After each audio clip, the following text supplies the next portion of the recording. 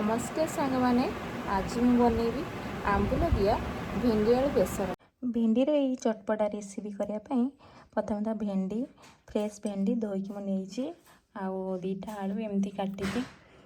नहीं भल भाव में धोईकी तापर सोरिष शुखला लंका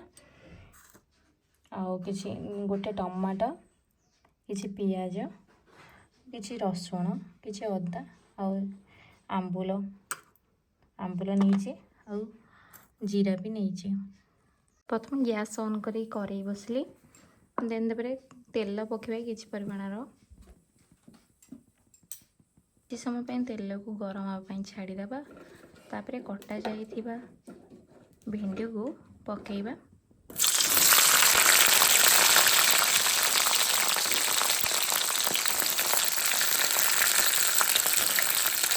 किसी समय भेंडी को ऊपर तरफ भी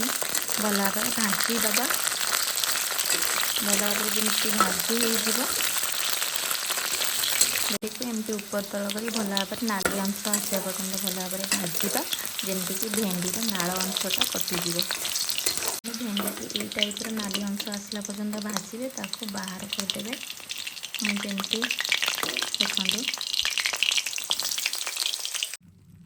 कटा होता आलू को पकेबा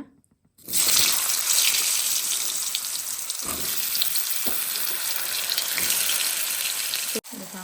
मसला को ऐड करवा आम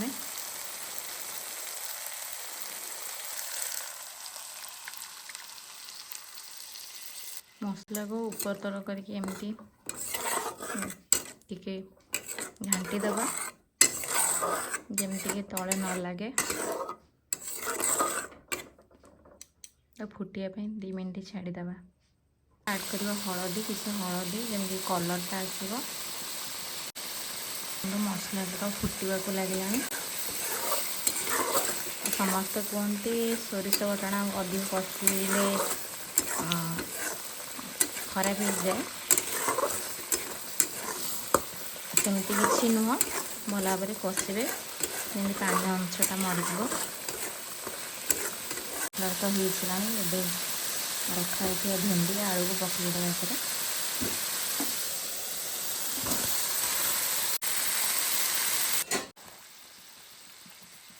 आलू सीझापी किसी समय घोड़े दबा घोड़नी को बाहर करदे आम देखा तरकारी है कि नहीं आलू सीझिला कि ना देखो ऑलमोस्ट देखा जाऊँ तरकारी हो सारा आलू चेक करवा आलू भी कि नहीं तरकारी हो सारा आलू भी सीझी सारा एवं गैस बंद करदे। आई होप मोर ये मिनी ब्लॉगटा आपको बहुत भल लगी जदि भल लगी लाइक कमेंट सब्सक्राइब करने को जमा भूलें। Tata bye bye.